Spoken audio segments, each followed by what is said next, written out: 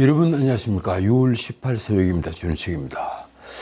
저는 요즘 자신을 제대로 돌보지 않은 자들이 권력을 잡고 남을 지배하는 세태를 봅니다. 자신을 제대로 돌보지 않는다. 함부로 자신을 굴렸다는 얘기입니다.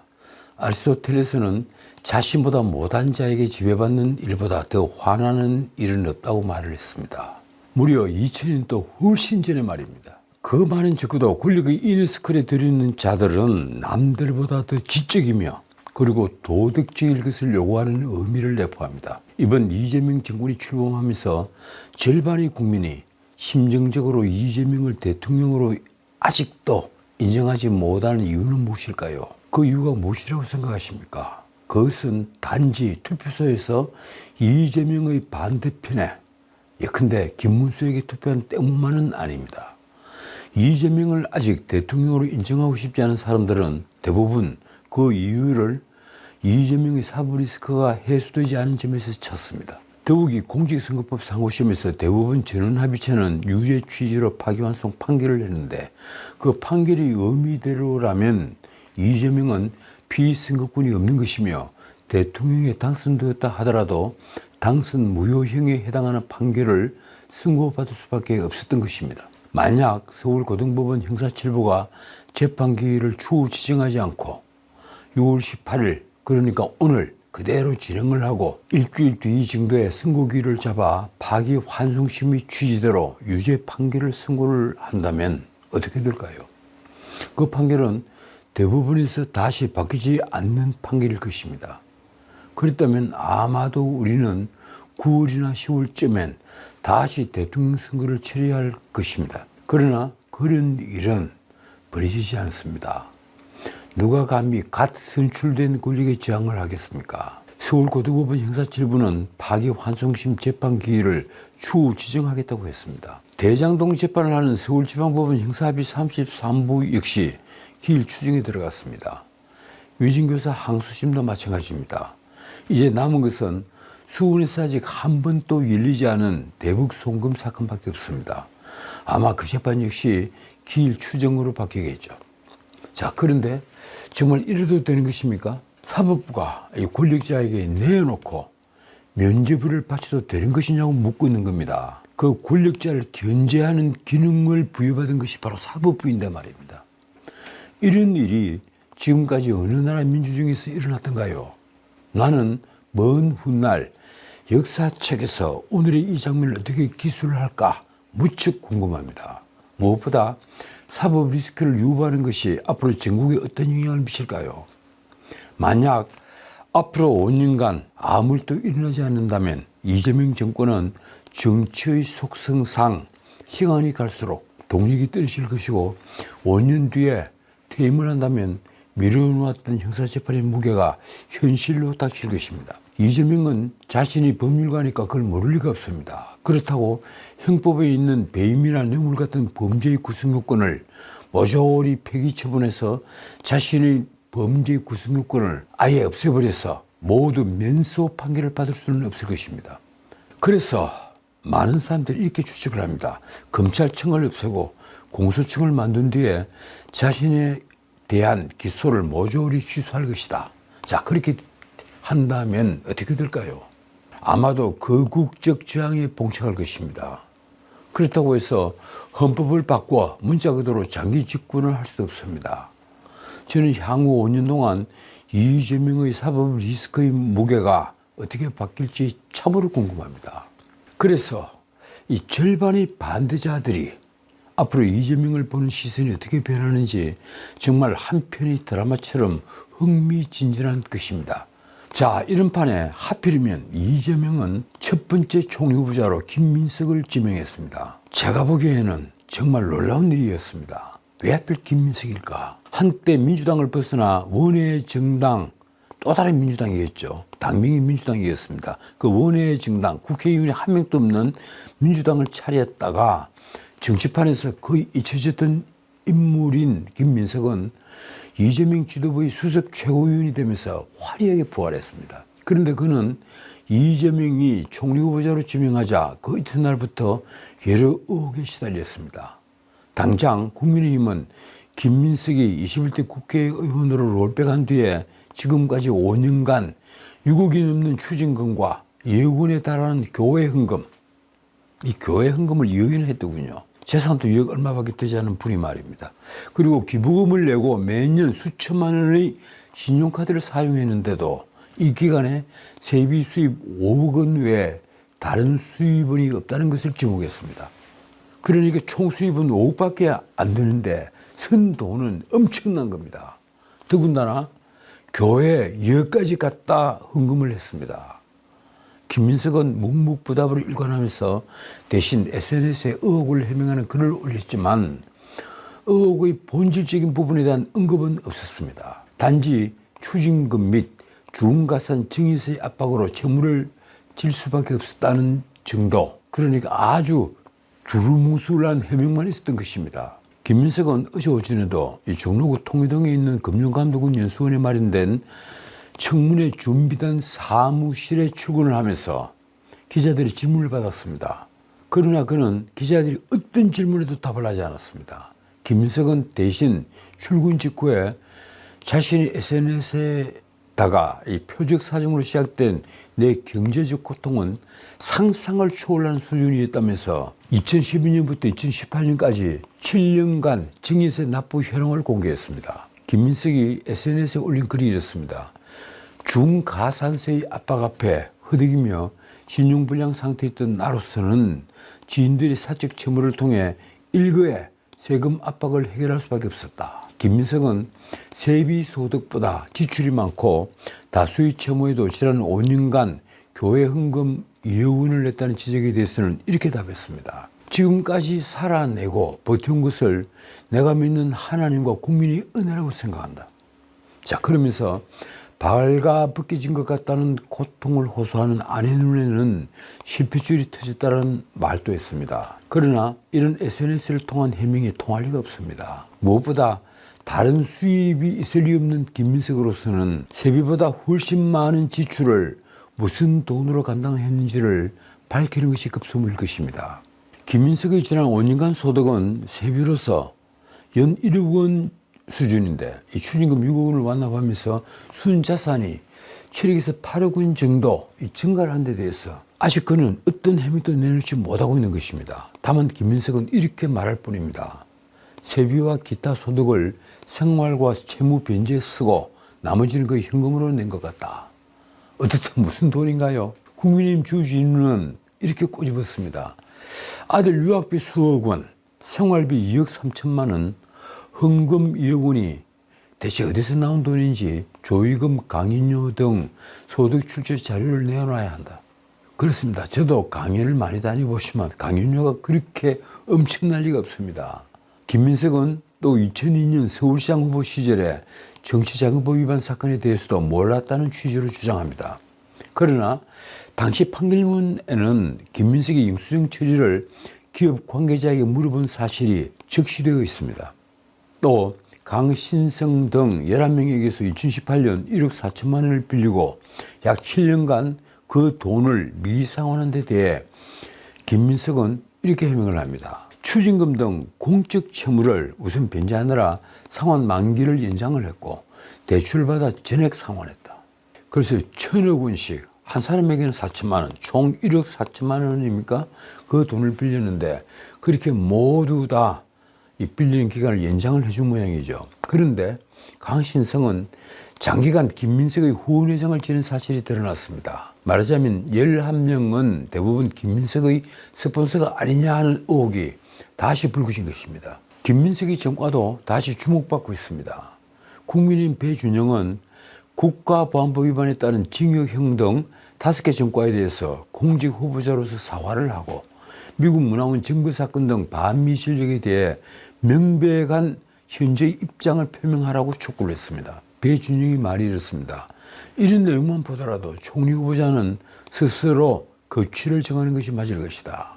자, 그런 김민석인데 어제는 그러니까 17일 프레스센터에서 외신 기자 간담회를 열었습니다.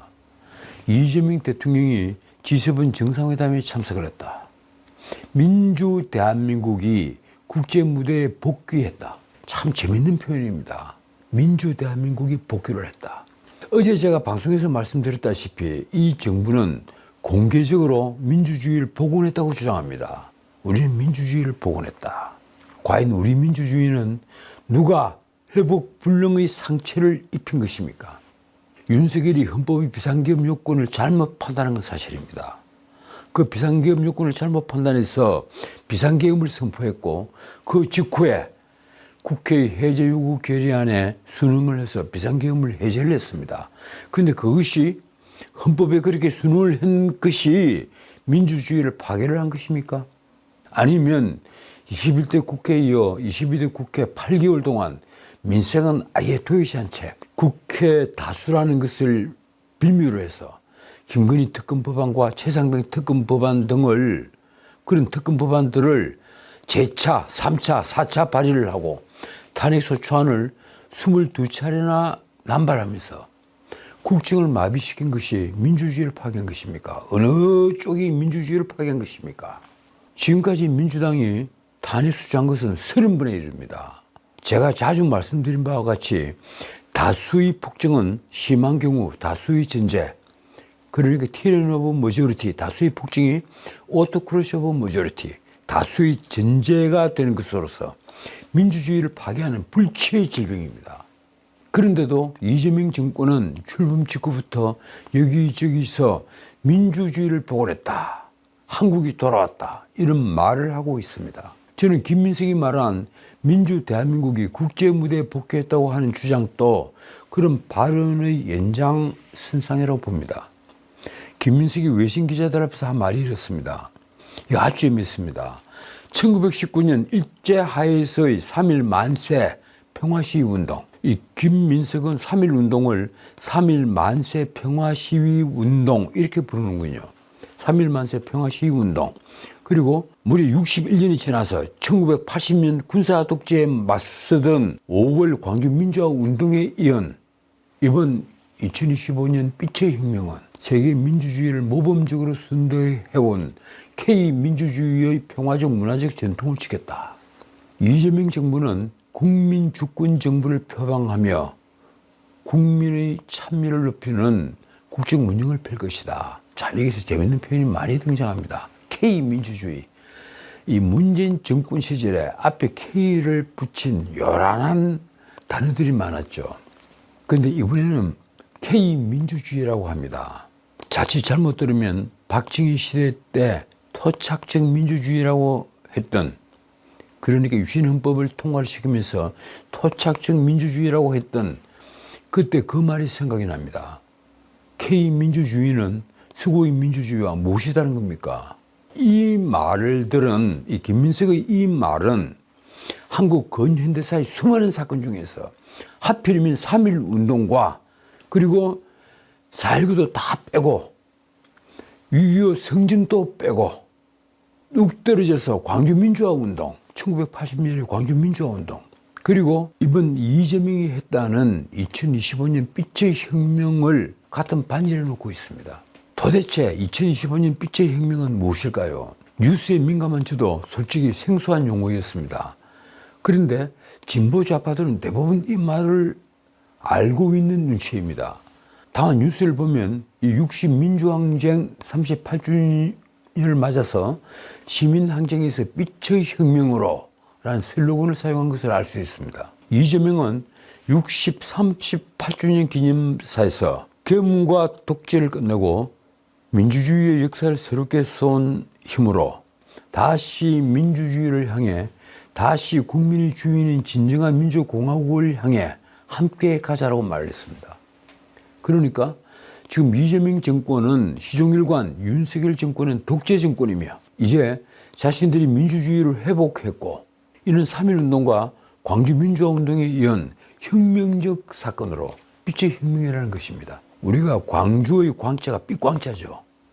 그래서 광주를 빛고울이라고도 부르죠. 거기에 기인한 것인지 빛의 혁명이라고 불렀습니다. 이재명은 우상호 정무수석이 대동한 기념사에서 이렇게 말했습니다. 헌정 질서가 파괴되고 민주주의가 무너지는 상황에서 우리 국민께서는 1987년 6월 그날처럼 너나 할 것 없이 뛰쳐나와 흔들리는 나라를 바로잡아 주셨다. 그러니까 작년 12월 3일 윤석열이 비상계엄 선포, 그 직후에 한 290명 정도죠. 이 군인이 국회에 진주를 한 것을 아주 엄청난 사건으로 증폭시키고 있는 겁니다. 어쨌든 김민석은 외신 기자들 앞에서 1980년 광주를 다시 말했습니다. 자기들이 민주화의 정통 세력이라는 것을 강조하고 싶었을까요? 이렇습니다. 1980년 광주가 총칼로 무장한 군부에 의해 고립됐을 때 독일 공영방송의 위르겐 힌치페트 그리고 AP통신의 테리 앤더슨 기자 등이 위험을 무릅쓰고 광주의 실상을 세계에 알렸다. 그러면서 이번 빛의 혁명 과정에서도 외신 기자들이 한국 국민의 민주 역량을 세계에 전해줘서 고맙다고 했습니다. 그러니까 윤석열이 비상계엄 선포와 그 직후에 있었던 비상계엄 해제 요구 그리고 윤석열이 비상계엄 해제 요 과정을 통틀어서 빛의 혁명이라고 말을 하고 있는 겁니다. 자, 그러면서 김민석은 자신의 계엄을 가장 먼저 예고를 했던 사람이라는 말을 잊지 않았습니다. 그는 대통령과는 동갑이고 학번도 같다는 말도 했습니다. 지난 3년 동안 이재명과 가장 가까운 곳에서 일해왔기 때문에 여러분이 궁금해하는 것들에 대해 솔직하게 말씀을 드릴 수 있을 것이다. 자, 그래서인지 16일 캐나다로 향하는 전용기한 기자회견에서 이재명 또 김민석을 옹호했습니다. 이재명은 최근 연이어 나온 김민석 총리 후보자의 채무와 재산 관련 의혹에 대해서 이렇게 말했습니다. 제가 본인에게도 어떻게 된 건지 물어봤는데 본인이 충분히 다 설명할 수 있는 그냥 의혹에 불과하다고 말하고 계신다. 청문회에서 충분히 설명할 수 있으라고 생각된다. 이재명은 국정기획위원장 이한주의 부동산 논란에 대해서도 옹호를 했습니다. 이건 제가 지난 방송에서 말씀을 드렸죠. 이 위원장은 공직자가 아니라 일종의 자원봉사자다. 공직의 성격이 없지 않으니 검증은 불가피하지만 그 역시도 충분히 설명할 수 있다고 하니까 본인 설명을 또 들어보도록 하겠다. 지금 이분은 과거 인수위원장 대신 들어와서 한시적으로 일을 하는 사람이죠. 그러니까 공직자가 아니라고 옹호를 했습니다. 뭐 어떻든 국정을 지금 총괄 기획하는 분의 이 생각이 어린이날 초등학생, 중학생에게 상가를 한 채씩 주는 그런 정도 수준이니 과연 그분이 어떻게 국정기획을 할까요? 저는 몹시 걱정됩니다. 한편 이 김석에게 불법 정치자금을 줬다는 혐의를 받았던 강신성이 이 지난해까지 김민석의 후원회장으로 있었던 걸로 확인이 되었습니다. 이 강신성은 김민석과 아주 가까웠던 사이더군요. 국민의힘은 두 사람이 정치적 자웅동체라면서 글쎄 나는 국민의힘이 이 말을 쓰는 것은 별로 좋다고는 생각하지 않습니다. 정치적 자웅동체라면서 사퇴를 하라고 촉구했습니다. 그러나 김민석은 사건의 본질은 정치검찰의 표적사정이라고 반박을 했습니다. 어떻든 21대 국회 당시 김민석의 후원회 대표였던 강신성은 지난 2008년 김민석의 정치자금 위반 사건 당시 불법 정치자금을 제공했다고 지목이 된 인물입니다. 또 이번에 개인간 채무 의혹이 불거진 4천만 원을 빌려줬고 본인 회사의 감사인 이모라는 자도 김민석에게 1천만 원을 빌려준 것으로 드러났습니다. 자, 그러자 국민의힘은 강신성이 단순한 스폰서가 아니라며 공세 수위를 높였습니다. 그도 그럴 것이 두 사람은 2014년 창당을 했던 원외 민주당의 대표를 연달아 지냈습니다. 2016년 총선에서는 그 원외 정당 민주당의 비례대표 명단에 두 사람이 함께 포함이 됐습니다. 권성동의 말입니다. 강신성은 김민석의 스폰서를 넘어 김민석과 정치적 자웅동체다. 김민석이 총리직을 자진 사퇴할 것을 촉구한다. 국민의힘은 강모 등 돈을 빌려준 인물들을 인사청문회 증인으로 신청할 방침입니다. 그러자 주말 사이에 침묵했던 김민석은 정치자금법 사건의 본질은 정치검찰의 표적사정이라며 반박을 했습니다. 시급한 순서대로 채무를 다 갚았고 그 과정에 어떤 불법도 없었다고 말한 것입니다. 김민석은 심지어 허위 차용증이라는 용어를 쓰던 기자에게 허위 차용증이라는 확인되지 않은 용어를 쓰는 걸 주의하시는 게 좋을 것 같다, 이런 경고성 발언을 하기까지 했습니다. 여기에 이 정치판에서 김민석을 두고 제2의 조국이라는 말이 쏟아진 것은 이번에 불거진 아빠 찬스 때문입니다. 김민석의 아들이 고등학교 재학 시절에 교원의 동아리 활동을 하며 작성을 한 법안이라는 것이, 김민석의 아들이 법안을 만들었다는 것이 실제 국회에서 발의됐다는 것은 사실 놀라운 일입니다. 법안을 발의하려면 10명 이상의 의원들 서명이 필요하니 말입니다. 김민석은 이런 아빠 찬스 의혹에 대해서는 이를 전면 부인했습니다. 제 아들은 표절 예방 관련 입법 활동을 대학 진학원서에 활용한 바가 없다. 해당 활동을 입학원서에 사용하지 않는 게 좋겠다는 제 권유에 따른 것이다. 자, 그러면서 법안 발의에 대해서는 또 이렇게 변명을 했습니다. 저는 동료 의원이 대표 발의한 표절 예방 관련 입법에는 필요한 법이라 생각을 해서 공동 발의했다. 자, 일이 이렇게 번지자 국민의힘은 김민석 총리 후보자 관련 각종 논란을 10대 의혹으로 규정을 하고 총력을 다해 비판에 나섰습니다. 사실상 낭만운동을 선언한 것입니다. 10대 의혹은 이렇습니다. 수상한 돈줄, 수입을 압도하는 지출, 무소득 자산가, 마이너스 기부, 이건 대부분 같은 항목들이죠. 수입은 지난 5년간 받은 국회의원 3배밖에 없는데 돈 쓴 것은 엄청나게 있는 겁니다. 자, 5번째, 제2의 조국, 이 아빠 찬스를 아들에게 줬다는 겁니다. 그리고 아들이 학비 출처. 7번째, 분신술. 이 분신술은 뭔가 하면 1,000만 원짜리 차용증을 같은 날짜에 저쪽에 호남에서도 받고 서울에서도 받고 여기저기서 같은 날짜에 모두 받았다는 겁니다. 그래서 분신술이라는 용어를 썼습니다. 또 지역구 위장 전입.